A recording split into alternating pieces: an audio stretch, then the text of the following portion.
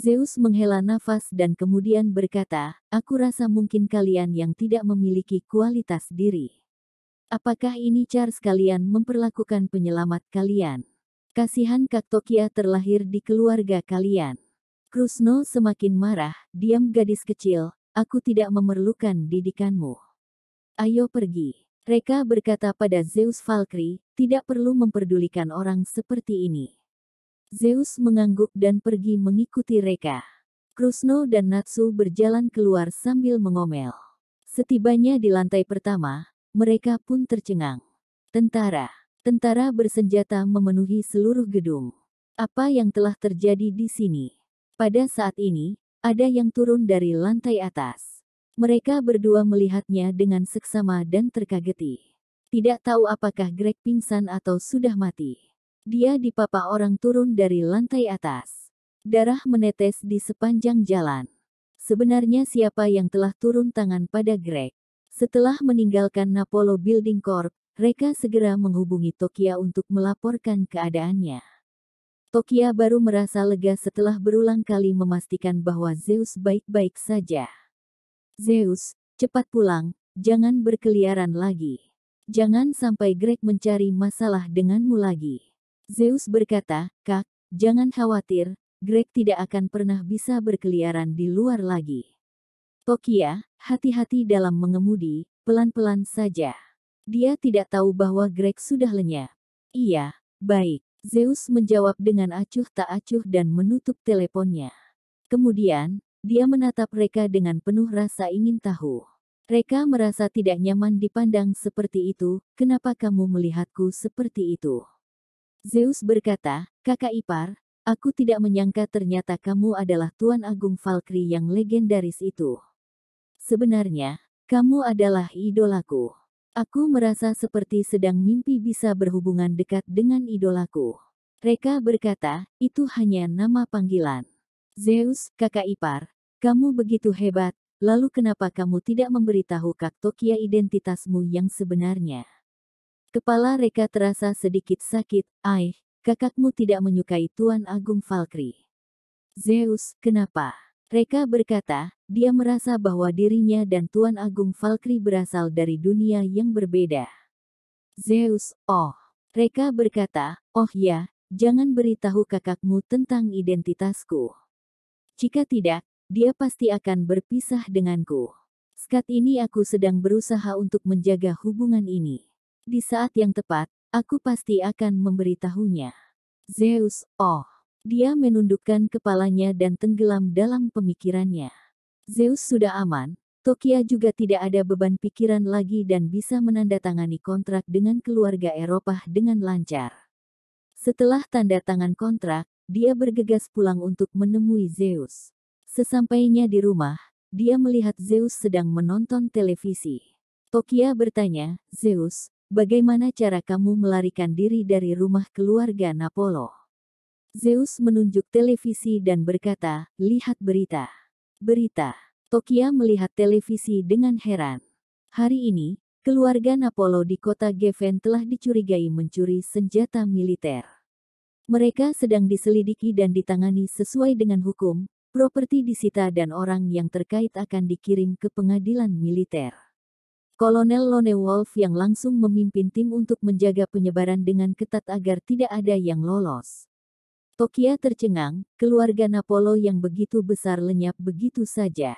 Beberapa saat kemudian, dia baru mulai tenang. Setelah merasa tenang, tumbuh kecurigaan pada dirinya. Dia berkata dengan penuh rasa ingin tahu, aneh sekali. Keluarga Napolo adalah pebisnis properti, tidak ada gunanya mereka mencuri senjata militer. Kecuali ada yang salah dengan otak mereka. Terlebih lagi, kenapa hal ini terbongkar tepat pada saat ini, aku merasa ada sesuatu yang terjadi. Bensu Mashita berkata dengan keras, aku merasa bahwa mungkin ini adalah balas dendam keluarga Eropa terhadap keluarga Napolo. Tokia mengerutkan keningnya, keluarga Eropa balas dendam. Tidak mungkin. Keluarga Napolo hanya menghina keluarga Eropa dalam penawaran, bagaimana mungkin keluarga Eropa akan melakukan pertempuran sebesar ini? Terlebih lagi, Memangnya keluarga Eropa memiliki kekuatan yang begitu besar hingga dapat membiarkan Kolonel Lone Wolf yang melakukannya langsung. Bensu Mashita berkata, dunia di luar sana sudah gila, mereka mengatakan bahwa keluarga Eropa adalah Tuan Agung Valkyrie. Greg menghina keluarga Eropa, itu berarti dia telah menghina Tuan Agung Valkyrie. Kita semua tahu bahwa Tuan Agung Valkyrie tidak dapat tertandingi. Dan Lone Wolf adalah anak buah Tuan Agung Valkyrie, jadi kemungkinan besar Tuan Agung Valkyrie yang meminta Lone Wolf untuk turun tangan. Tokia berpikir dan kemudian berkata, oh, Tuan Agung Valkyrie itu juga sangat berhati-hati. Reka dan Zeus batuk secara bersamaan. Tokia memandang mereka dengan heran, kalian kenapa? Mereka berdua menggelengkan kepala, tidak apa-apa. Zeus menatap Reka sambil tersenyum. Saat ini, dia seperti orang yang sadar di antara orang-orang mabuk. Ponsel Reka tiba-tiba berdering. Dia melihat nomor panggilan itu dan wajahnya berubah menjadi serius. Ini adalah panggilan telepon dari ketua. Dia berkata, aku keluar untuk menjawab telepon sebentar, dan kemudian turun ke bawah. Sesampainya di mobil, dia menekan tombol jawab, siang ketua. Reka sederajat dengan ketua ini, jadi dia tidak perlu terlalu formal. Terdengar suara datang dari sisi lain telepon, Reka, tindakan yang dilakukan di kota Geffen hari ini sedikit terlalu besar. Reka berkata, hanya sebuah keluarga kelas 2, bukanlah masalah besar. Ketua berkata, maksudku bukan itu. Maksudku, keributan yang kamu lakukan di Geffen ini akan membuat semua pasukan musuh tahu bahwa kamu berada di kota Geffen. Selain itu, festival waktu itu juga diadakan di kota Geffen. Pasukan musuh itu pasti akan menebak bahwa kamu sudah menetap di kota Geffen dan tidak akan kembali ke Borderline lagi. Saat ini, para pasukan musuh itu sedang mengincar kita dan akan menyerang Borderline kapan saja. Sebaiknya kamu segera kembali ke Borderline untuk menakuti para pasukan musuh. Reka berkata dengan sedikit rasa keberatan, maaf ketua, aku tidak bisa mematuhi perintahmu, masih ada hal yang harus aku tangani di kota Geffen. Ketua tertawa terpaksa, aku sudah mendengar tentang masalahmu, aku tahu kamu pasti tidak akan kembali. Bagaimana jika kamu menghadiri forum Asosiasi Medis Internasional yang akan datang itu? Pada saat itu, aku akan menyebarkan berita bahwa kamu pergi ke kota Geffen untuk berpartisipasi dalam Asosiasi Medis Internasional dan bukan menetap di sana. Setelah forum itu selesai, kamu akan kembali ke Borderline, sehingga para pasukan musuh tidak akan berani menyerang. Reka berpikir sejenak dan kemudian mengangguk, baiklah kalau begitu. Pihak lain, baik, karena kamu juga tidak keberatan, maka aku akan menyebarkan beritanya sekarang juga. Keesokan harinya, sebuah berita serius menghebohkan seluruh kota Geffen. Tuan Agung Valkyrie juga akan berpartisipasi dalam forum Asosiasi Medis Internasional dengan identitas sebagai si Jarum Dewa. Yang berarti, Tuan Agung Valkyrie akan datang ke kota Geffen.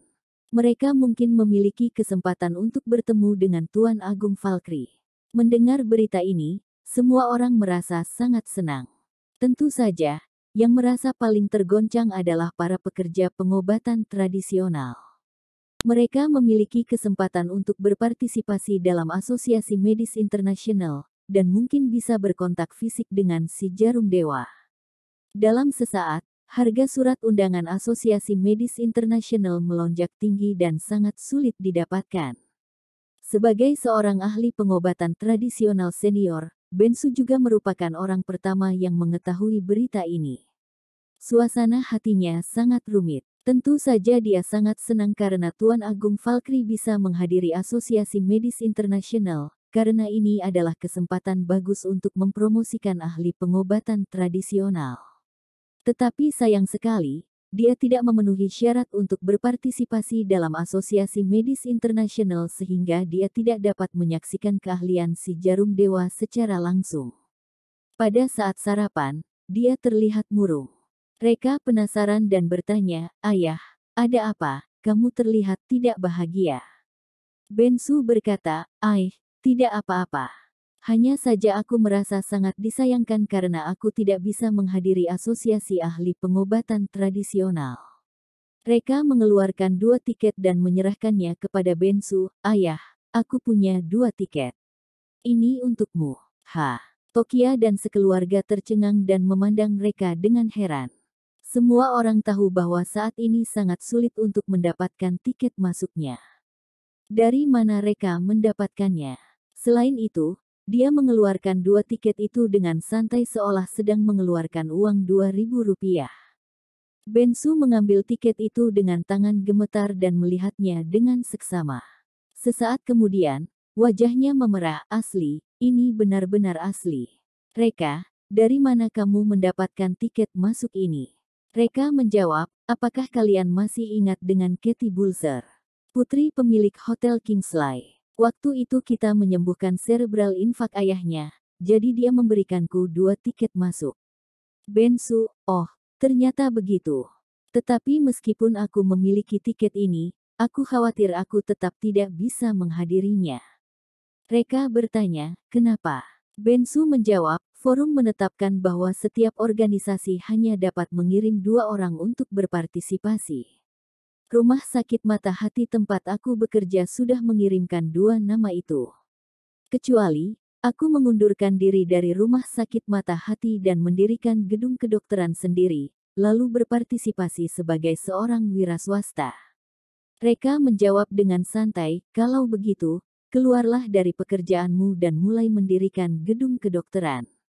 Bensu memandang Afril dengan hati-hati. Afril, bagaimana menurutmu? Afril selalu tidak menyetujui Bensu untuk mengundurkan diri dan dia sangat kokoh dengan pendiriannya. Bensu tidak memiliki banyak harapan untuk ini. Afril ragu sejenak, lalu melirik Reka dan berkata, karena Reka juga sudah berkata seperti itu, jadi lakukanlah. Bensu menggosok tangannya dengan semangat, yes, akhirnya aku bisa melakukan pekerjaan besar kali ini. Reka, kamu benar-benar keberuntunganku. Ayo, makan karena merasa senang, porsi makannya pun lebih banyak dari biasanya. Melihat Bensu terus mengambilkan sayur untuk Reka, Tokia memalingkan matanya. Dasar, bersaing denganku lagi namun, dia sangat berterima kasih kepada Reka. Bagaimanapun, dia telah mencapai impian ayahnya. Setelah makan, Bensu meletakkan piring dan sumpitnya. Aku akan pergi ke rumah sakit untuk mengundurkan diri sekarang.